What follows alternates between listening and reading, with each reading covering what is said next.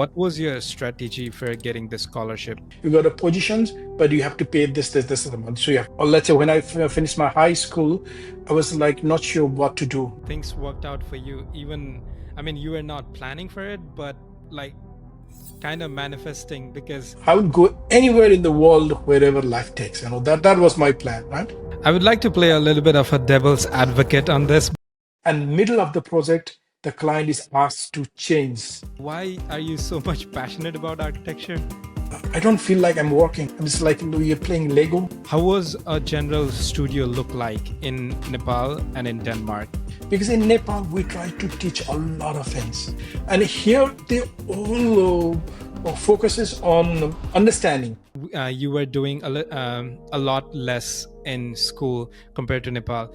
My boss doesn't care if I start at 8 or 10. How Danish architecture is different from Nepal? It's a craftsmanship. Architecture is like... It also has a lot to do with the climate. So the sun starts at like 8 and 9, 6, 7 hours a day, but then all dark. I had zero idea about elevators. Go and find the solution. What was your cultural challenges? The cultural thing is like people here in Danish people they're really kind. I'm guessing like you have to speak Danish. I mean, you have been there for a while, so I'm assuming you are really fluent with that now. But how was your experience? I have a 5-year daughter. She said she has a better Danish accent than I have. While I was working in Nepal, we were not focusing much on detail. They just want the bare minimum from us. Even the small parts, the gutter. I don't know how you found it. Yeah, after listening to this podcast, maybe someone will reach out to you. Welcome everyone to another exciting episode of My Act Stories podcast. And today's episode, we are going to Denmark. Not literally, but the guest we have is Sundeep Khatri, and he's gonna tell us about his experience in Denmark. And he's a senior architect working in Denmark for 12 years now. And I have attached his portfolio as well in the description below. And we had a very nice, genuine conversation about his experience. And he's so much passionate about architecture, and it's kind of contagious. So I feel like if you want to get that positive, inspiring attitude of architecture, do listen to it. He's amazing. And we talked about like things that we could do to make a better studio in Nepal. I don't know, it's just our conversation. And then after, like how we ended up going to Denmark. And if you want to go to Denmark, then he's the guy to reach out to know about more informations. And he also shared his experience. So yeah, that was all about today's podcast. And now let's go for it. All right. Hello, everyone. Welcome to the podcast. And this is a second recording because we had a technical glitch and we recorded for 3 minutes. And I thought there might be some issues. And now we are doing completely fine. And in today's podcast, I have a very special guest from Denmark. I mean, not technically, but he's in Denmark currently working as a senior architect. And he is here today to share us his experience of architecture and so many other things. And first of all, I would like to welcome him. Thank you so much for your time. And could you introduce yourself first? And we are doing this No again, by the problem, way. no problem, Susan. Thank you, Susan. Thank you for the invitation. And I'm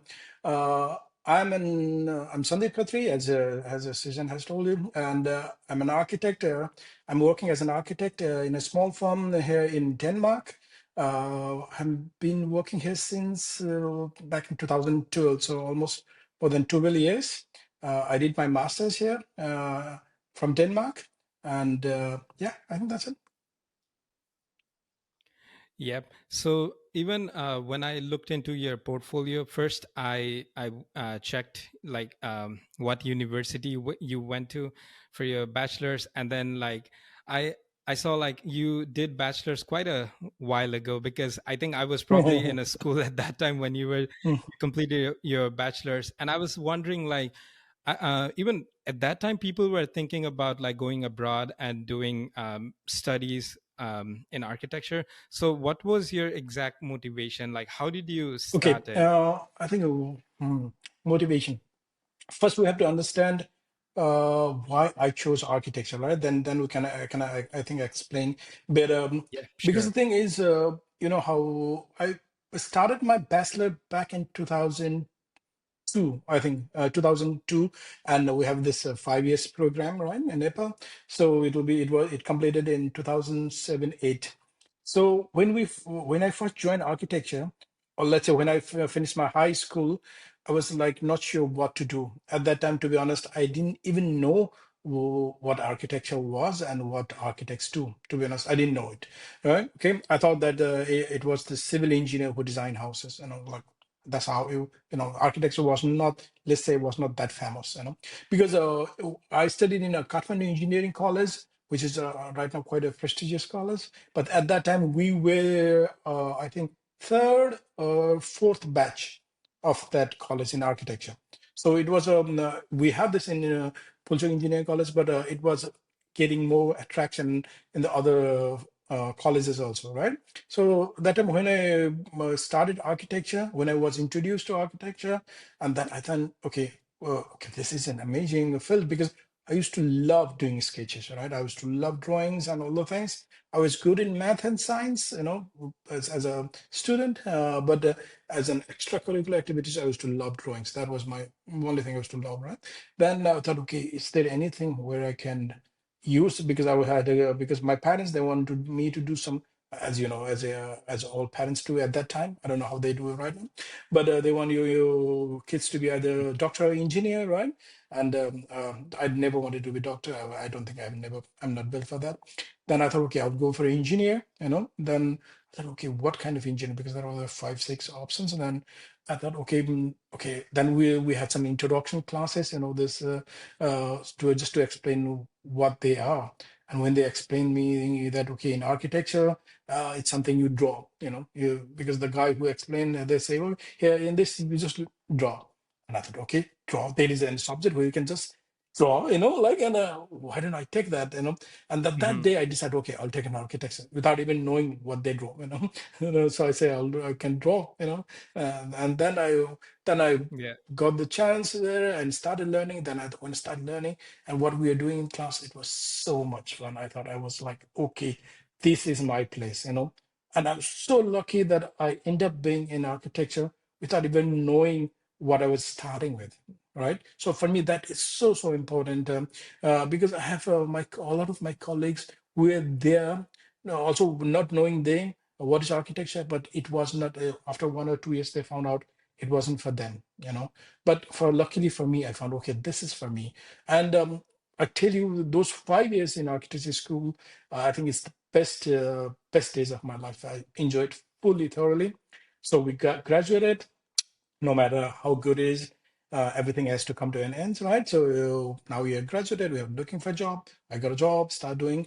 Finding a job was not, I was really, really good student at architecture. So finding a job was not that difficult. I found a job, start working, and but I wanted to pursue more. Like I want to pursue, I always want to do, because we used to study all these architecture buildings and we used to see in the books, when we were doing this history of architecture, modern architecture, we were learning this. We used to see those buildings and books, but we have only learned them in books. And I was like, how fun it will be to go and just see those buildings, And the thing is, like back in 2003, 4, we didn't have internet. I know it's a little surprising, whenever we had to do project research, like when we design something and we'll go to the project research, and that we have to go to the library, and find the real books and magazines and all the things. So actually internet was just coming out, but the access was not that good.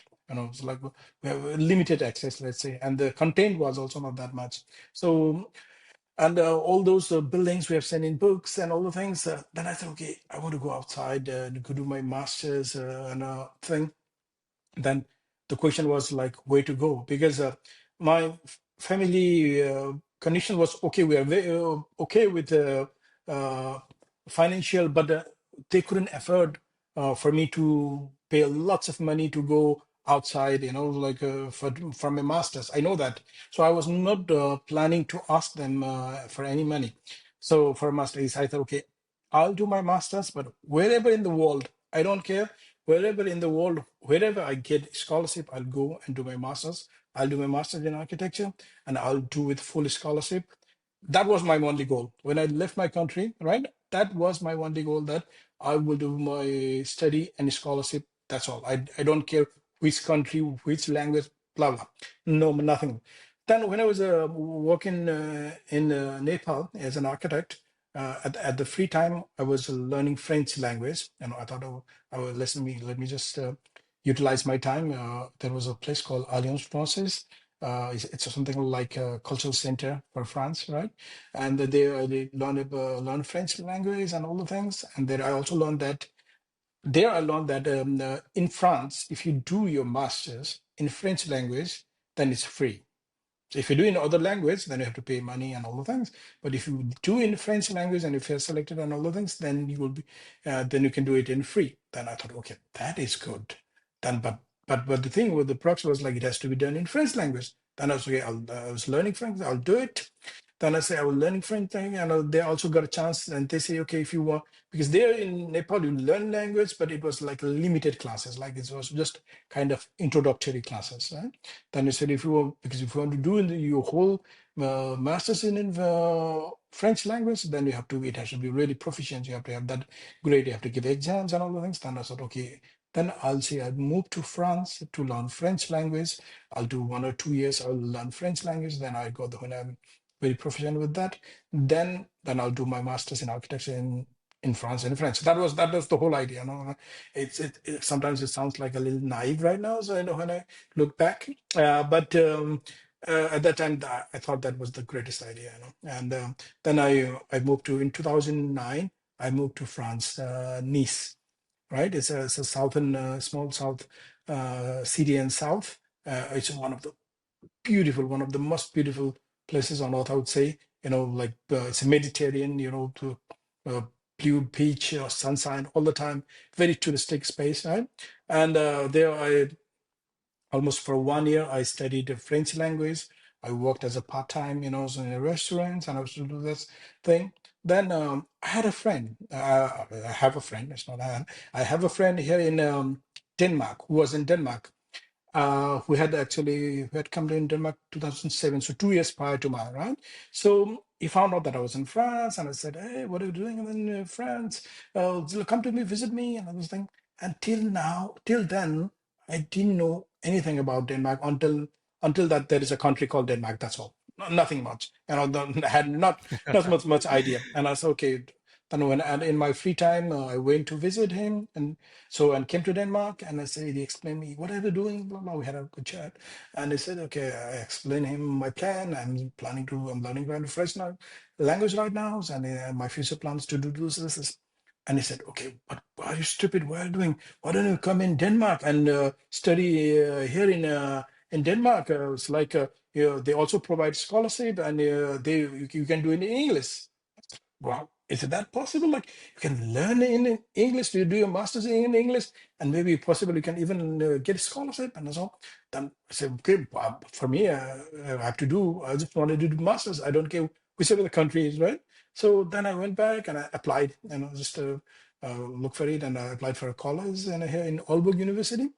And yeah, and then I got it. I got the enrollment. I got the scholarship, and they say, okay. Then I was like, okay, I got, shall I go or not? And I thought, why not? I'll just, because to be honest, I also liked France. It's like France with all that culture and the history and the architecture also. It's like so much, it's like, and then I thought, okay, since I have got such a nice opportunity, I shouldn't miss it. I'll just go do my master's, and then nothing happened. Then I'll come back to again France and start doing whatever, look for a job, because at that time I really wanted to live in France. And then I came here in Denmark in 2010 for my master's in Aalborg. Then I did my master's for 2 years. Then also we also had in masters, first we had 4 semesters, right? So in first semester we had one of the third semester we had to do internship, like practicum, with they say there here, and an internship, and that at that time you could just go anywhere. It's just like for say 4 to 6 months. Then I said, okay, at that time I applied my internship in France, in Paris, right? And I only applied in France. Nowhere in other world I didn't apply. No, one day I want to go if they have a chance. Then I finally got one because that was also a little difficult, to get this spot in the scholarship, not the internship, sorry. And then I got one, and for an internship, was here in Paris for like 4 months. I stayed here. I did my internship, went back. I did my master's thesis, finished. Then I got a job. Like maybe later I'll explain you how I got a job.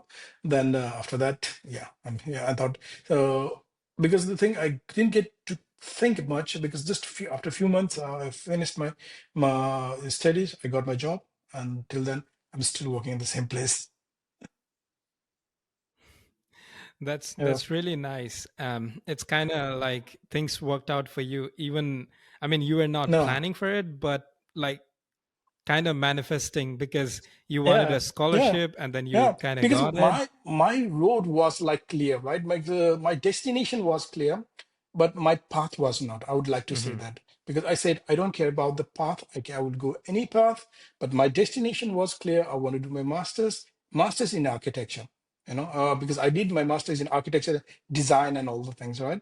I said because I won't do any other because I'm really interested in designing part of architecture because architecture is quite broad, right? I would say that you can do after finishing architecture, you can do lots of other fields you can go, and that's okay and that's fine. But I was majorly interested in this design aspect, right? That was, and I say, okay, my goal was only that I want to do architecture in design, and I want to do it is in scholarship because I cannot pay, I don't have money. That was my only two goals, and I would go anywhere in the world wherever life takes. That was my plan, right? And that's what I followed, and yeah, that's it. Yeah, so Yeah. let's break it down into small pieces. So, like when you said like you Mm. got scholarship, so did you? I mean, I don't know if it's gonna be still relevant because it's been a long time, but just wanted to know Mhm. from your experience, like what was your strategy for getting the scholarship? Because was it your portfolio or your we call it statement of purpose nowadays, Mm. SOP? So, like, what was your major Okay. strategy? At that time, I was not thinking that much. I was just like, explained them where I come from and all the things, right? What I'm doing right now. And because the good thing is, a lot of people don't know is that Denmark, as an EU, all these Scandinavian countries and all the things, they have this quota for international students. They have this national, they have their own students, and they have quotas for international students. Not all are scholarships, right? So when I first applied to them, first, okay, they said, okay, you got this, you got a position because you have to get the position there. You got a positions, but you have to pay this amount. So you have to pay fee. So I got the spot, but I didn't get the scholarship. Then I, and then I, that for me, that was not working. And I wrote to them, okay, sounds good, but I don't have money. I cannot pay. And so normally the course starts from September, and you have to apply, I think, around February, before February, right? So I applied it. Then in around June or something, they said, okay, you got this spot and you have to pay this money. You are invited to come, blah blah. And then I said, sorry, it's nice that I got the job, but I don't have money, right? So I cannot pay this thing, so I cannot take your offer. But thank you very much. If you can provide me some kind of a scholarship and all the things, I would come. But other than that, so then I just wrote to them and just forget about it, right?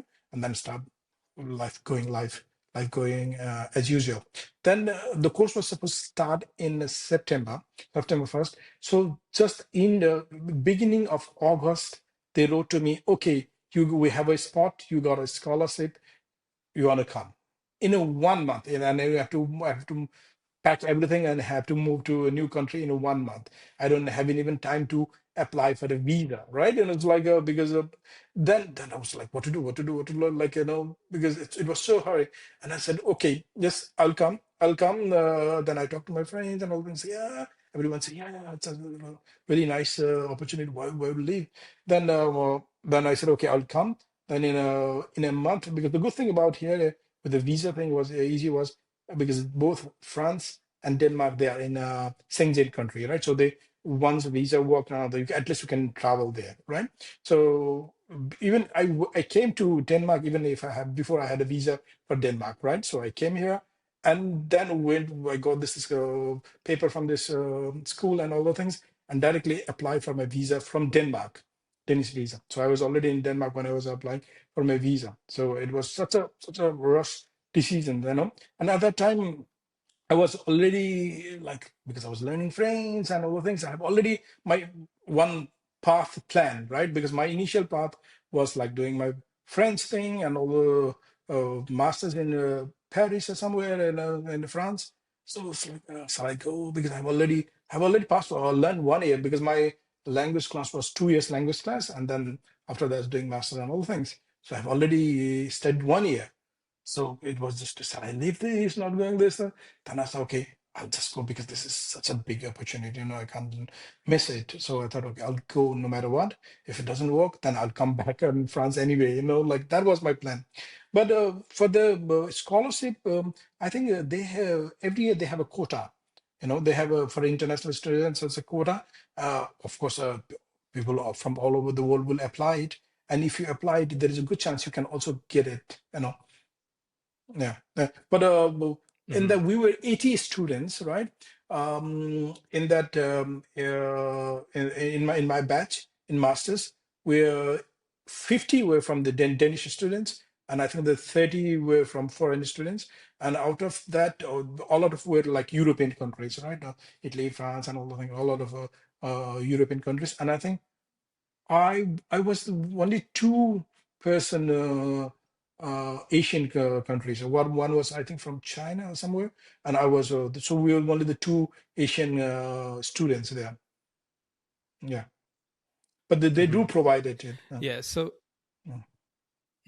okay. So, yeah, and you said like you have always wanted to go for a master's Yeah. in architecture, and could you please elaborate a little bit more? Like, why are you so much passionate about No. architecture? Yeah. I mean, there should not be any reason, but I'm just curious. I mean, I did the Mm. same thing, but still want to know No, your no, point because of the thing view as is, well. I really like designing, drawing, presentation, and all those things. That's me, or if you ask me, right? So, for Hmm. me, it's like for me there is no other thing. For me, that is architecture. I'm not saying that is architecture, but for me, that is architecture, right? Architecture is quite a broad thing, but and I will enjoy that how much, so much. When I was in the architecture school, also, of course, we had this design studio, and we have all other subjects also. I was okay in other subjects also. I was not that bad, but I was like really good at architecture, design studios, right? And I could day and night without sleep, without food. I can sit there, design and draw things. Right? That I feel like I was born to do that. Like I don't know if I can really explain why I like that, because it's a very difficult thing to explain that. But it's just that I feel Hmm. like, okay, this is something. When I'm sitting there and design drawing, and I don't feel like I'm working. I'm just feeling I'm playing, right? I'm just like, you're playing Lego, when you play Lego, sitting there making Hmm. blocks and all the things. You don't feel like you're doing anything. It's for me, designing and all the things are just like sitting there and playing. So last 12 years, I don't feel like I have worked anything. I'm just playing. Mm. Yeah, I mean, that's a really good Yeah. spot to Yeah. be in because sometimes it will get in your head if you're No, no, not no. Yeah, enjoying exactly. what you are Because my doing. problem, because the reason is like, a lot of people say, how can you stay in the same place for 12 years, right? And we might be jumping a little my experience right now. But the thing is, in my Hmm. work studio, we have a studio, we call it like, in Danish, we call it Tiny Studio. That Tiny Stuen, we call it, that means like drawing studio, we call it, if you translate. But in the studio, we have different works. We have a work for a coordinating called coordinations, like management, project management, as you call it. And we have called for design and drawing, So I'm in more in the design drawing part, right? And luckily my boss also has let me be in that part, And a lot of other architects, although they are also architects and we have same background and all the things, but they are more on the coordinating, the coordination, project management thing. Project management thing is a nice thing. It's a very important thing. For me, it's a little boring, but it's a lot like writing reports and all the things, meetings, reports, coordinating meetings, and all the things, all the things. It's a very important part of the field, but I prefer to stay in there. So I'm still in the two-wheelers also, because a lot of people, what they start as a designing, and they, I don't know, they will, if you call it a promote or not, or they will say, okay, I want to do project management and all, because they feel like, so you are in the management part and all the things, and they stop drawings and all the things. But I still like to draw. Yeah. I still like to do. I think I'll forever drawing and designing is, I might start doing project management and all those things, but for me, design drawing, it's forever for me, you know. Hmm. Yeah, that's why I think it's kind of a little bit tricky when you want to Yeah, start your own exactly. firm, because like if you are Mm, starting your own firm, you have to be yeah. a project manager, you have to be Mm, a designer, like you have to wear hmm. so many hats. And sometimes like people think that when you start your own practice, you can do Yeah. more design, No. but I see a lot of people doing Yeah, more exactly. project management because you have to Yeah, manage relationship exactly. with clients and then like a lot of Hmm. coordination. So yeah, yeah. And after that, a little bit circling back into your Hmm. Yeah. master's experience. So when you compare about the bachelor's in Nepal and then Hmm. master's in Denmark, so what was the major differences that you find, like in terms of teaching, or like how was a general studio look like in Nepal and in Okay. Denmark? Okay, let's start. First thing, the difference is workload. Because in Nepal, we try to teach a lot of things. We teach a lot of things, In some way, we learned a lot of things, but sometimes the thing is there are so much things we don't know which one to take, which one to prioritize, and you also did your master, sorry, your undergraduate from Nepal, right? So you know how many subjects we have here. Like, oh my God, we have to get exams and all the things. Design studio also, it's a major chunk of it, but it's a one subject. But when I did masters, we had only two subjects. Or like literally, in my masters, sometimes we had two design studios. That's all. There were no theories, no theory exams, nothing, right? And we used to have classes, but the class, for example, I'm doing a tectonic architecture, so it's my this semester my subject. So there will be lots of architecture lessons and lectures on tectonics. Why is the tectonic? Blah blah blah. There will be lectures, and it's not that you have to go there. It's just there is a lecture happening this week, this thing. And if you're interested and if you think that that lectures can help you in your project, then you just go and join the lectures. Otherwise, you don't go, nobody cares. Right? But in the architecture school, there's Mhm. like, oh, everything you have to pass, everything you have to have. If it's a building materials, building sites, building everything, you have so much, too much of workload, I would say. Right? We are teaching too much, I think, sometimes. And here they all focuses on understanding, because and the thing is when we do a design, also a project, let's say that is one thing is about we have too many subjects, and now I'm coming to the design part, how design studios, how they are. Design studios are kind of similar what we do in Nepal and here. Uh, but the thing is everything when they did the exams, because we have design studies is all about your final presentation and all the things, so they pretty much ask whatever you have learned on the whole semesters, how to, because what was the topic of the whole semester and how do you incorporate in your design, have you understand the topic, that's all. The whole thing they want to care is like not the what great architecture you have built, but have you understand what we are trying to, what is the topic and all the things, and did you understand how to incorporate that in your design. That's what they try to see here, because rather than the outcomes, they just want to see has the student understand the subject, right? That's more important here. Mhm. I don't know or if the undergraduate study is different here, because I didn't do it here undergraduate here. I did only the graduate. So we had, I was surprised how less they work, like because I came from a place where we worked all the time. When we were doing undergraduate in Nepal, we were pretty much all the time at a studio from morning to the end, sometimes whole night sitting there drawing, because we had so many subjects and then design studios and all the things, right? Here, pretty much like free. They go explore things. They can come with new ideas and all the things. Like really relax. But it's not that they're not learning; they're learning. But it's just that the output in the physical thing that we have to give here is quite less. But the learning is in the more in the experiences. Yeah, I think I would say that. Hmm. So I mean, we were even Uh, talking behind the camera about like the yeah, work yeah, life balance thing, and I want to connect that with the same thing yeah, that we are talking right now. So you said like you were doing a lot less in school yeah. compared to Nepal, and what about the in the job? Is it It's the very same, same? because Denmark and even Scandinavia, whole the Sweden, Norway, these countries are well renowned for work-life balance. That means you have a work time, you have your own life thing, right? And they are quite segregated. My working time is like 38 hours per week, and we work 5 days, right?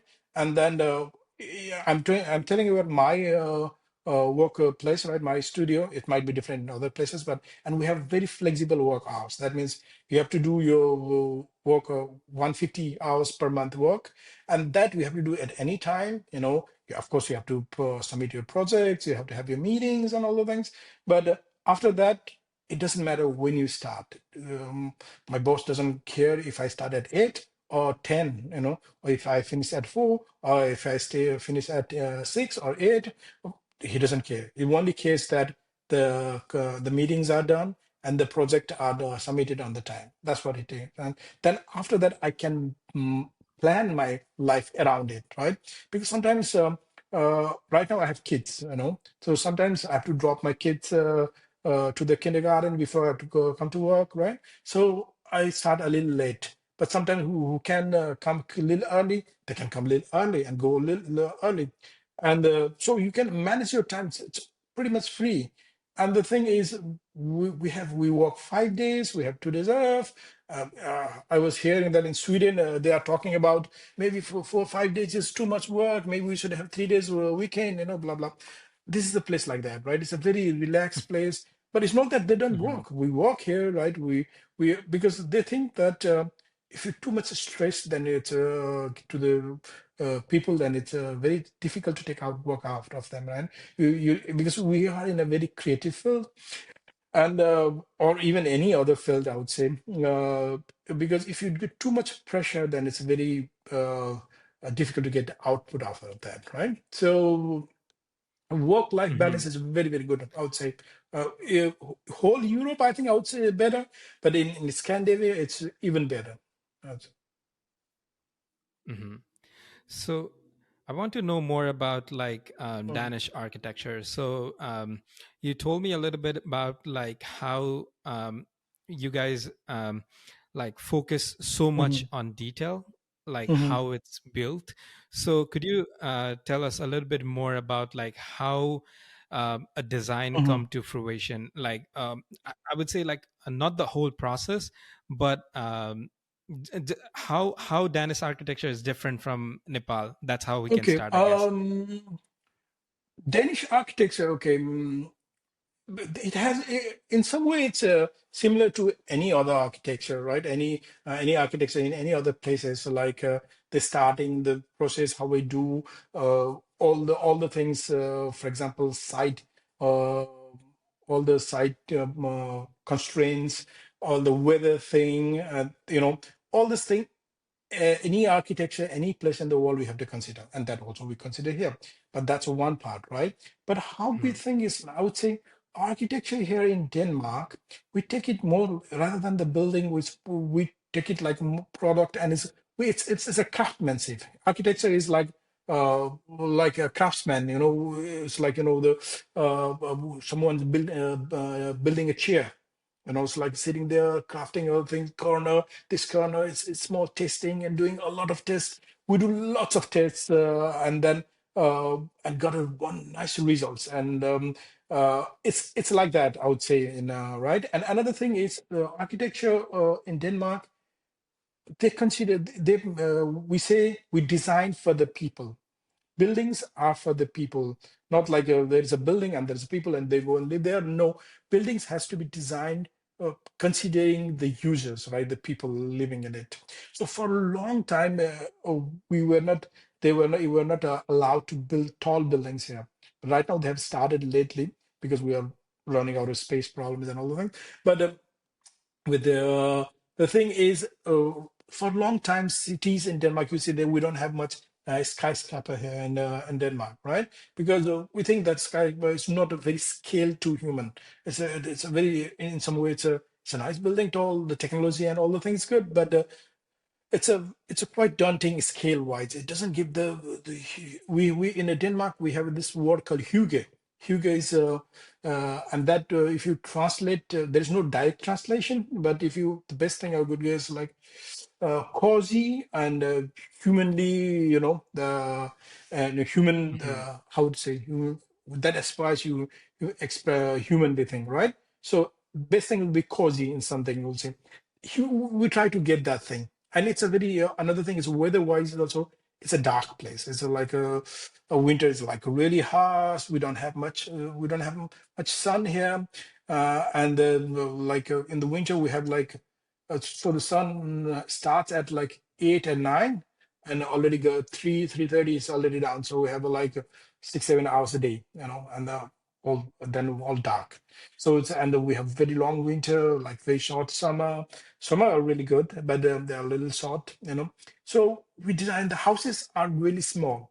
You'll be surprised how small the buildings are. So they're all human scale. They are not like humongous. We only build what we need. You know, I think that's the Danish architecture. I Hmm. would say we work really on craftsmanships, like small design details. Details we work really hard on how to build it. And those are the things I think I learned about, because and the differences of the construction system, Nepal and I think, oh my God, that's what one of the big surprise for me was the construction system, because we have totally this isolation and all the thing, 3 layer 4 layer wall systems and all the things which we don't have in Nepal, and then I could still remember the first day in my workplace when my boss asked me to draw the detail of a wall. I had no idea what to do. I had literally no idea, because all the layers, how big it has to be, and all the things, all the shades and all the things. That was like a big surprise for me. Yeah, I think it also has a lot to Climate, do with the yes. climate, because Nepal, I mean, I wouldn't say Nepal, Kathmandu, it's kind of like a good Mm, weather place. So there is not much of an insulation. And also, like, we barely use no. wooden construction. And for residential purpose at least, and that's what I like about most of the Nordic and Scandinavian countries, like Yeah. the use of the wood. And I Mm, absolutely love it. And even one of my favorite architect, yeah. Alvar Aalto, Finish he's architect. a Finnish architect. And the way they use wood Yeah. in everything, that's Yeah, like I think it's commendable. even more in Finland, because they really have a big because Denmark is a very small country, Hmm. right? So we don't have a much place to grow the forest and all for the wood and all the things. But Finland is like a really huge country, and even north. So they have really, I would say, masters the work of wood, using wood as, and they have lots of saunas, as they say. They say they have more sauna than the Hmm. people there live in Finland, right?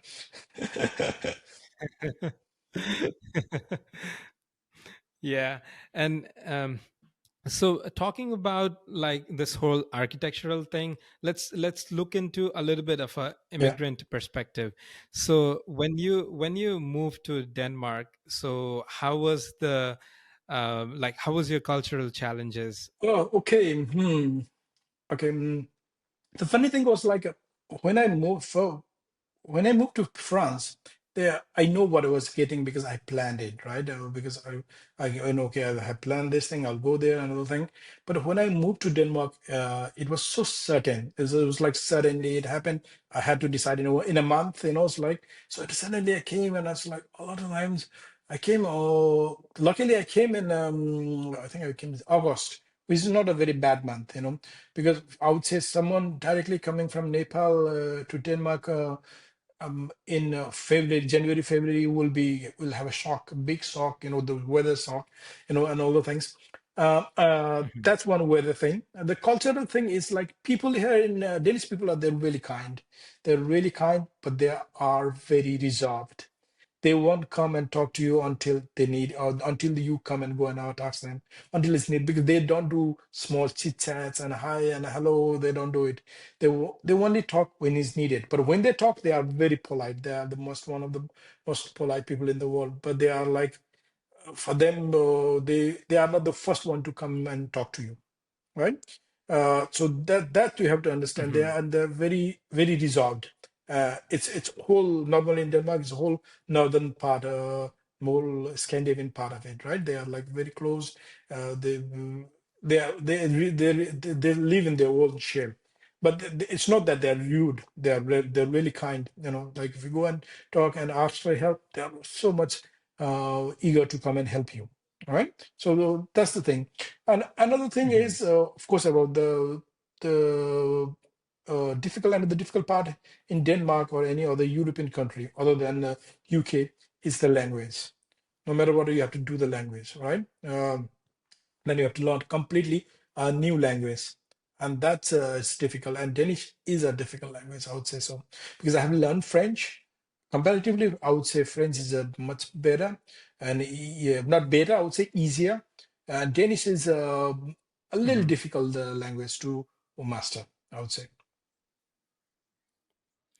Yeah, and how does that play a role in managing projects? Because I'm guessing like you have to speak Danish while dealing with clients Yeah. and everything. I mean, you have been there for a while, so I'm assuming you are really Well, fluent with that now. But how mm. was your Yeah, experience because with initially? Danish is like a, I would say I speak it, I understand it all, I read blah blah all things, but I wouldn't say I'm fluent yet. I would say it's a very difficult language to master, as I told you, and because there are some pronunciation you can still make it. Because our tongue are not uh, made for that. You can't. I know they are, and I can't see the difference. They're speaking as it's this one and this one is different. I don't see the difference.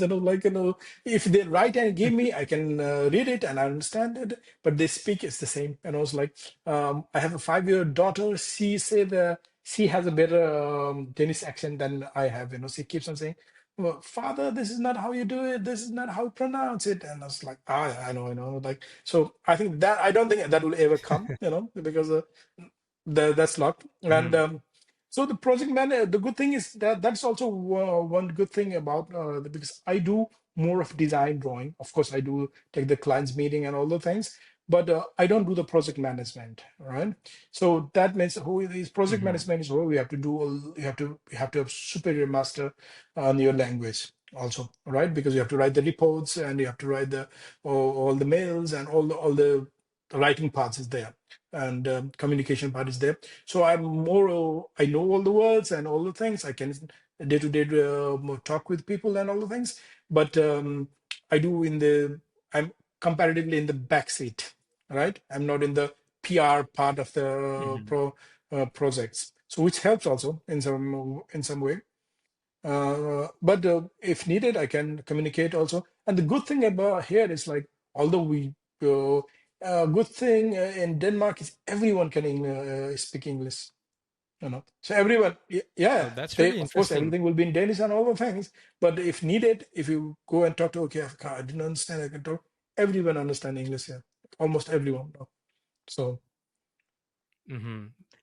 That I didn't know about that because like I thought in most of mm, the European countries they only speak English in bigger cities. Like when I was talking with someone mm. who is in Germany, she was saying like they mostly speak English just in Berlin, but Yeah. not in the other part. Yeah, no, But yeah, I it's mean like that's that. It's really like interesting. Germany, France, Italy, Spain. It's like that.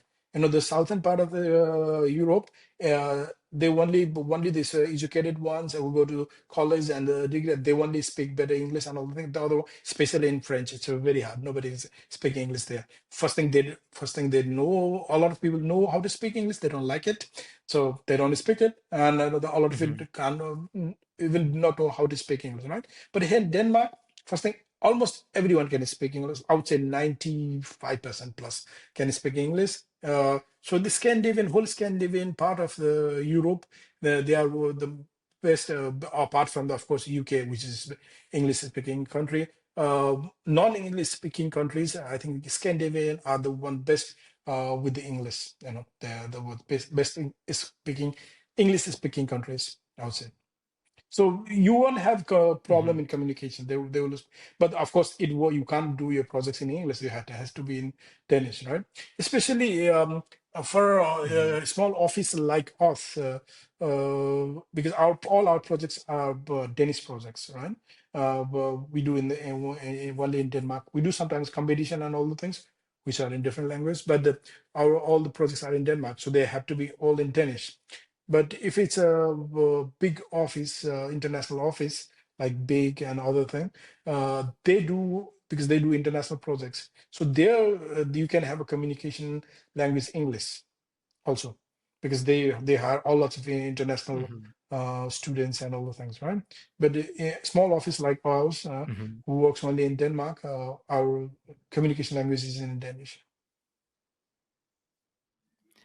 Yeah, and yeah, you Yeah. mentioned big, so I want to know about, like, have you been to any of his? I mean, I'm assuming you have. So, uh, like any of his projects, which are I'm not even Mm. getting the names, but have you Oh been yeah, to any of of course, them? they are all around. I think there's one just right now. I'm my studio, right? I'm at the studio, and there are one project Hmm. which is a small urban project. I might you haven't seen. It's called in Norbo Helen.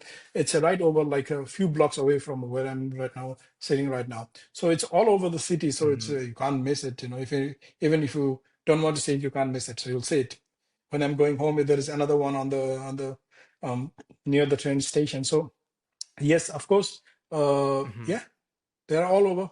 And then, And yeah, and what do you feel about those architecture when you stand there? Because I'm assuming, like, lots mhm, of the viewers, they wanna. I mean, they mostly have mhm, seen the pictures, but you have experienced mhm. that architecture, right? So, what do you think in your experience about those Okay. architectures? If you ask me, it's not my type of architecture. What bigs are doing, they are good. They are really good at concept creation and all the things. I think in my opinion, not all their projects. Some of their projects, some projects are really nice. For example, this museum in Helsingør. I forget the name right now. Uh, Maritime Museum, I think Maritime Museum in Helsingborg, which is amazing. Yeah, Yeah, I think that's I know that's about that's that. one of the best projects I would say for me. That's really nice, really Hmm. nicely done. So it's not that they can't do it right. But I can understand also they have also pressure with the client. The initial concept creation is really nice, but the project when they take uh, sometimes, as I said, in Denmark, we prefer craftsmanship. For us, architecture like craftsmanship, detailing, how you join it, how the corners join, how the space is created, how small, even small, it's a lamp, how do you put it, door handle, how do you put it, all these things we think, right? We plan it. And those kind of small details are lacked in the some of the big project, I would say. But the Maritime Museum in Helsinki is a really nice project. There are other nice projects also. Those are I think, my favorite, I would say. Hmm. And also, one thing I want to know. So, while I was working in Nepal, we were not focusing much on detail, Yeah. design Mm, detail. Like, most of the time, even if I'm doing residence or something, then we will just make like a drawing which will go to municipality, mhm, mm, AFJ, we call it here in the US. authority of jurisdiction, and we just have that drawings generally, and we don't do much more of a detailing. But in the US, we focus more on the Hmm. construction documentation, like go into much more detail. But uh, learning from your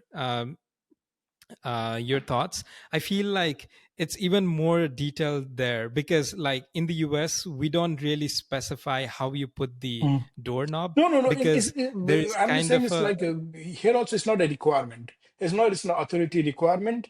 They don't Mhm, care how do you put the doorknob. Of course, mhm, there are some requirements, but mhm, it's just an architect, and it's not saying we do in all our projects because we also have it depends on the client. There are mhm, clients who wants to make money. They just want to finish the project fast. They just want the bare minimum from us, right? And we can't do much if we have mhm, paid bare minimum. We'll just do the bare minimum. But sometimes when we get a client where they want this, like especially a private client, which have they're making their private house. They are not only hiring for architects for the bare minimum. They really want to make a really nice house. There we pretty much decide even the doorknobs, even the furnitures, and we have them even the kitchen thing, even the small parts, small the gutters, the roof, the gutters. How do you do the gutters? How do you the water comes down, and how the all those things. When we have a window, when we have the cornices and the lintels and all the things, how do you put those? We design those things also. It's like we like to do this.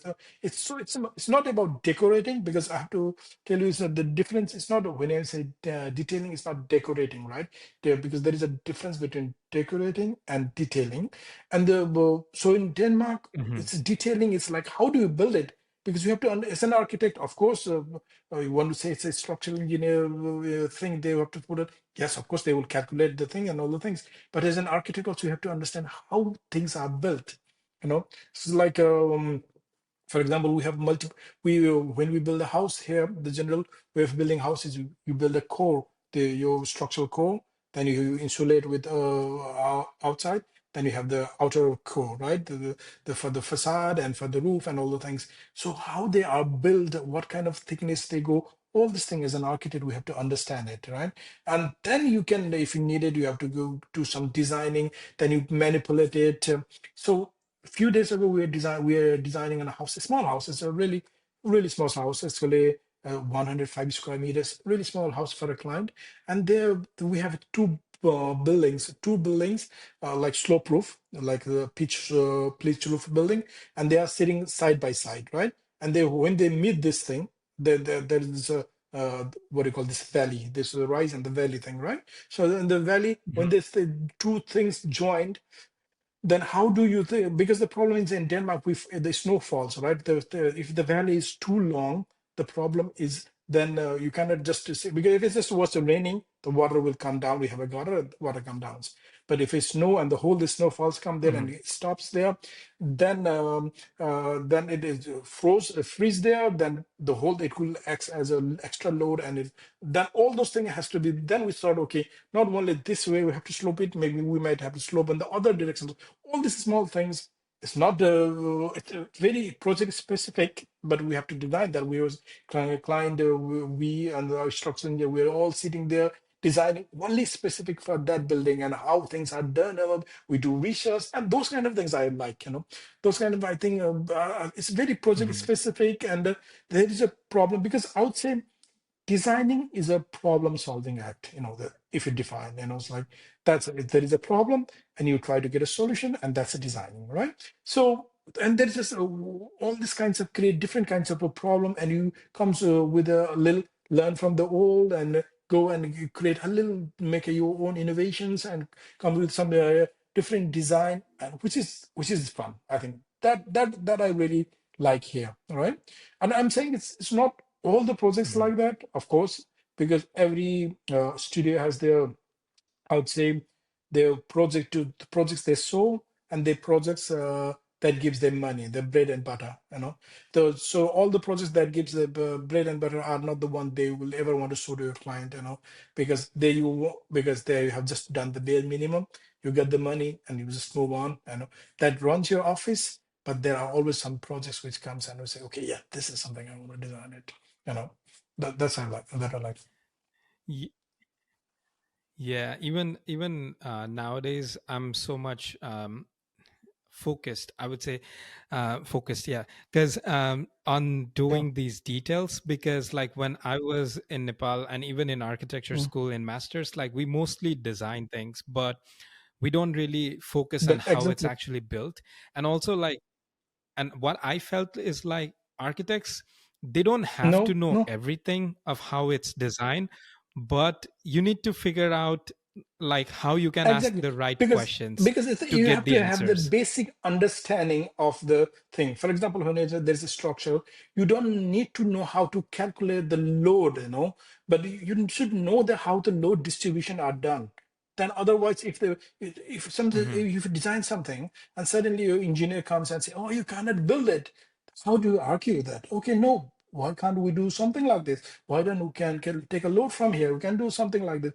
Then you can never be creative, right? Because you shouldn't know all the structural answer, but you should know what to ask where to ask questions, right? When you're talking with this structural engineer, Yeah. where we're talking with the clients and all the things you do. So that's what experience is all about. I would say, an experienced architect or some new person, it's like experienced one knows which question to ask, what question to ask. That's whole life he learns what question to ask. You know. Yeah, I mean, even that's what I'm feeling nowadays because I was working in this one project and then I was given a task to detail out Mm, on the elevators. And then I had zero idea about elevators. Like, yeah. I have Mm, never done it before. And then I started talking to mm, people like who have done it before. And then after reaching out to even the mm, elevator representative and tell them, like, how do you actually mm, put it together? And then they kind of supply mm, us with some informations. And then we kind of went back and forth with mm, structural mm, engineers, like if this mm. works or not. Yeah, So I felt like, okay, this is how you actually work on exactly, finding out exactly. details, not No, exactly no, no. like you Because have the to. thing is, you Yeah. don't, you are not want to give the solution, right? Because there are solution there. It's just that you have to go and find the solution. Just Hmm. you just should know how to go and find the solution. Because nobody is expecting. Because when somebody is asking me to do the job, they are not expecting. I know in my head. It's not that I remember it. No, oh, this is this. No, but I know where to go and ask the questions. What questions should I ask, and how to get the answer. I know how to get the answer. So whole thing is learning is how to get the answer, because there are thousands of hundreds of thousands of questions in the world in architecture, right? You can't know the answer of everything, but if somebody asks one of this, Hmm. pick up one of the questions and ask you, then I know where to go and look for it. That is what you learn. That is what you learn, right? Exactly. Yep, yep. I think that is one of the Yeah. missing thing, even in the Mm, practice in Nepal as well. Like even I was talking about this in the other mhm. podcast recently. Like we don't really focus much on providing the construction No. documentation, and uh, yeah. So that's I feel like I'm kind of learning a lot Yeah. after working here nowadays, and I feel like that's what you learn from Yeah. experience, I And guess. I was also thinking, right? Because sometimes I don't have much time sometimes, but I sometimes I think and try to compare what I learned in back in Nepal, and last few years I'm also trying to little work with some of my friends who are right now currently working as an academician in the university in Nepal and all the things. So join hands with them and try to little share my experiences and all the things with the students. Last time when I was in Nepal also, I tried to visit Kathmandu University and all the places and try to interact with the students and share my experience. So, and I'm saying, I'm just trying to think, what is the difference? What is that we are lacking in Nepal, right? So it's not that a lot, but it's because the thing is in Nepal, we work hard. We really work hard, right? We almost work twice what they work here, you know but the thing is that's not making us better. It's not always like working harder makes you better, but the thing is we're working hard but we are not working in the right directions.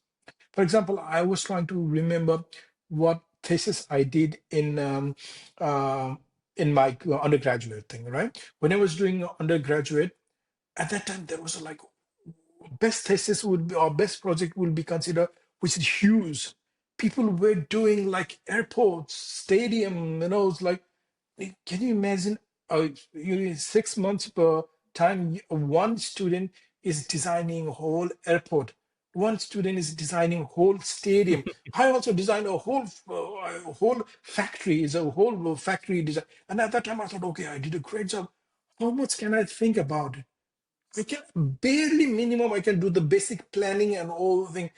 How much can I think? I would rather, because the thing is, I would rather someone design a small, one family house, okay, in for thesis project, one family small house, but think almost every aspect of it, every aspect, all the planning, all the basic constructions. Go and ask the student to go and talk with the engineer. Ask the two other people, find out how people thinks about it. Maybe make a client, like like a pseudo clients and kind of a thing, and experience all socio aspect, economic aspect, the structural aspect, planning, everything. But everything is there, but for a small project. Here in masters, can you believe that here in masters sometimes they design a small house, small residence house for a master Mhm. project, and you are allowed to do that. And in our country, we design airports for an undergraduate student as an student. And what can you present as in an airport, like or a stadium? And because and Mhm. that's what I'm saying. Like we try to do a lot, everything. We try to be we try to say, okay, it's a big is if you do big projects and try to do flashy thing and all the things, it's okay, all good. But no, have you even understand what they are doing? You know, because that is the difference. I would say. Yeah, I mean, mhm. I would like to play a little bit of a devil's Okay. advocate on this, but I feel like even Mm, doing bigger projects, it's mm, fine in some way, because like you have more freedom in thinking about like doing some kind of a form that you mm, want to mm, explore, or go beyond that you are not mm, doing every day. So that's one of the one advantage I see. But I kind of mm, agree with mm, what you say as well, because like after mm, after graduation, I feel like if you want to call yourself an architect, then you should have the other knowledge, like how to manage mm, your consultants and how to mm, present it to client. And then like as an architect, you are not just designing, like you said earlier, like you have to talk with structure people and then like get the idea and make that happen. So I feel like maybe a good maybe in thesis, like you can even get the student from other department and ask them to collaborate, like how to actually exactly. build it. Exactly. So maybe a good thesis can Because go I was like thinking, that as well. I was listening. If I was like a teacher, right, and I was thinking, let's say, if I have to create the thesis projects and all the things, how would I do? How would, or even any design studio, for example, any design studio. There was Hmm. some just a little thought process I used to have, and let's say I have to create a design studio program for undergraduate or graduate students. And let's say in this semester they are designing a residence house, right? Then I would have create a pseudo client for them, so they don't have just design whatever they wanted. They would get a site, or they get a site, and they would also get a client. And if we couldn't manage, then we can exchange it, like, okay, half of the student will work clients for the other half student, and the other will be have clients for the other students, and they will have a conversation, and the client will ask them a brief, okay, I want this, and middle of the project the client is asked to change half of their project. All right. Then Hmm. how do they will incorporate with that? Okay. Ha. Suddenly half of the work you have designed it, and Yeah. suddenly, oh no, I don't want this one. I don't want only now. I want the extra two rooms, or I don't want this facing, or what, blah blah. Then how do you change this thing? How do you learn that? How do you learn that in school? Because that is exactly what will happen when you in the real world, Yeah, right? exactly. Yeah. Yeah. That's a really, Yeah, really good idea. I mean, if any education yeah. practitioners is listening right No, now, I was please really do thinking. I it. was really thinking. We try to create the real life scenario. It's like in the middle of the thing, we'll ask the other two. Mhm. It's not like totally project change it, but make things a little difficult so that how do they cope? How do they try to convince it? Okay, no, this is not. Or if it's not, then how do they cooperate the design changes? Right? Because design changes happen in the last minute. Sometimes you don't know. It's like two days before your meeting, and the client say, no, no, no. And blah, blah. How do you manage that? Like that is those are the things, Yeah. those practical things, right? I was thinking this is one example I was giving, but all those Mhm. practical things. And also for example, we have this they can go to and talk to real, they have a meeting with real civil engineer, or even the students of structural engineers, and they can collaborate, so they can even have a combined thesis, and also the structural they and doing Yeah, and exactly. Yeah. they also they because they also have to do thesis, they also have to do this, so they combine and structurally one structural engineer, the one architect, they combine and present one project, and they both present the same projects, right? And they talk and they share their Mhm. ideas and all the things. That is learning, right? Here I think that happens a little Yeah. more. I'm not saying that everything happens there, but here they only care about the learning. They don't care about how you learn.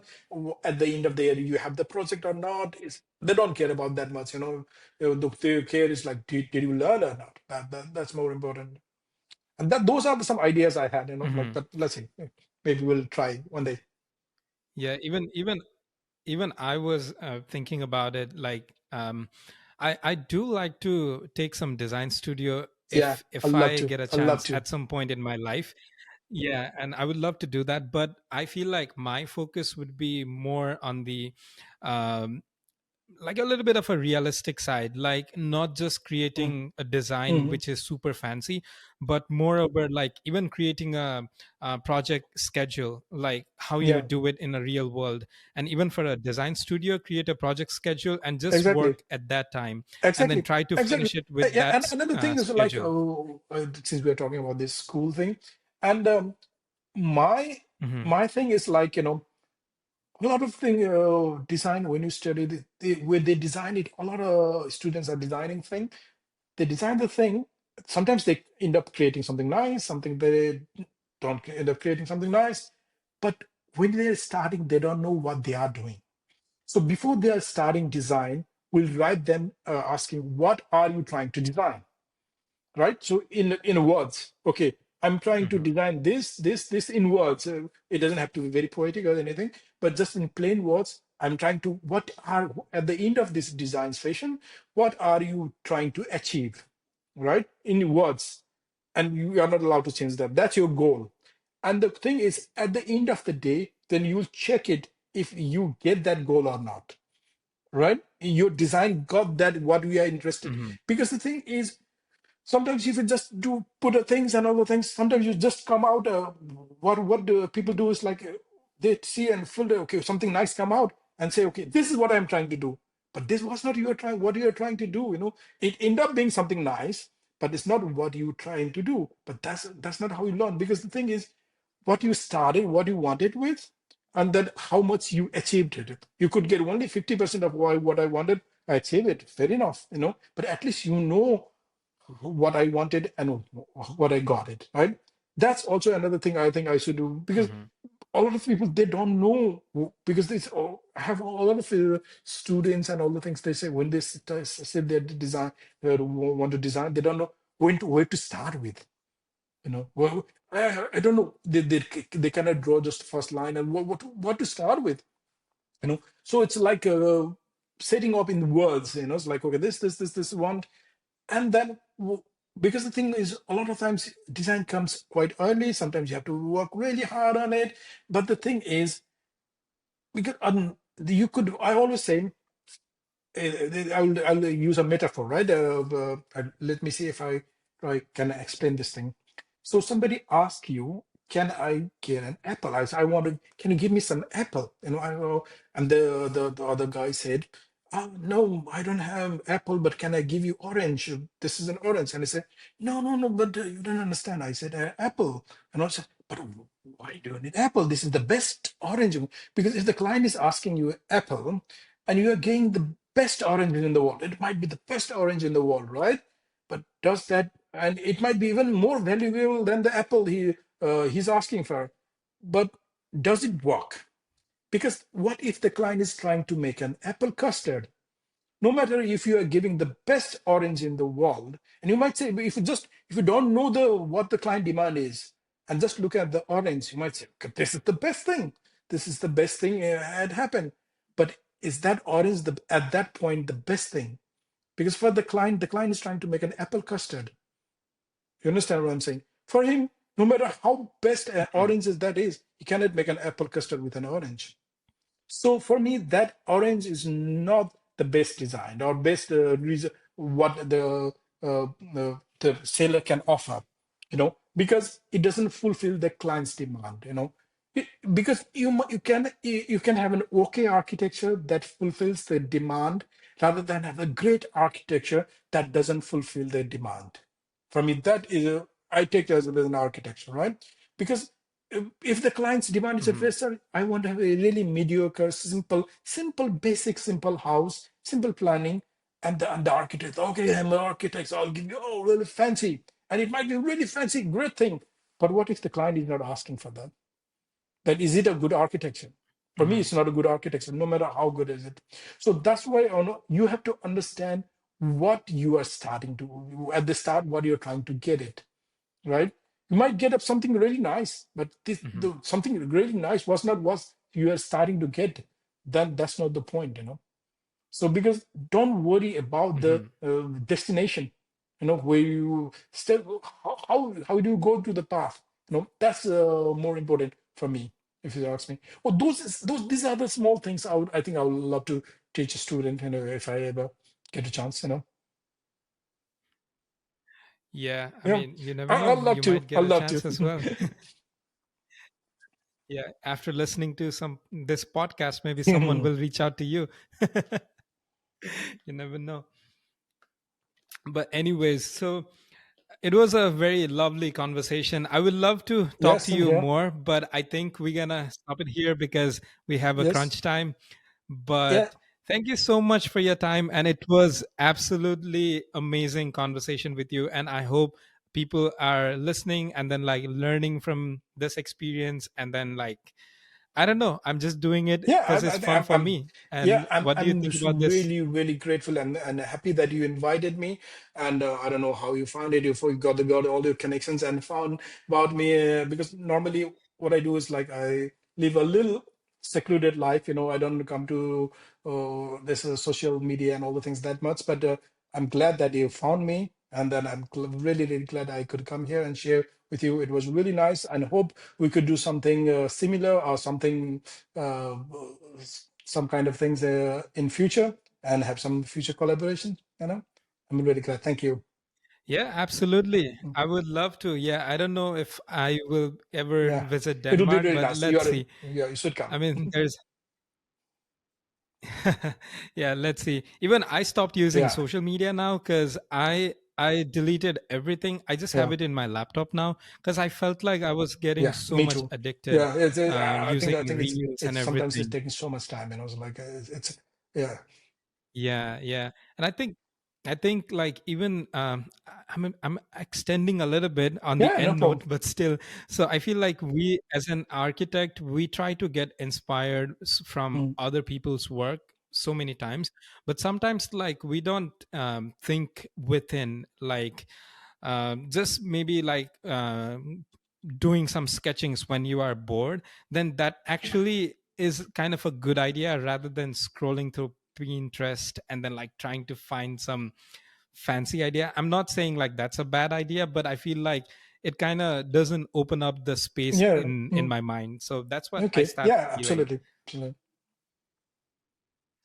And then I was like, yeah, I'm gonna delete it everything and I will just use it on my laptop so that I can Yeah. post it on the YouTube. I haven't That's deleted, it. but I think maybe also should do that. But I don't post much. I just sometimes go a little check it. But yeah, I barely Mhm. post things. Mm.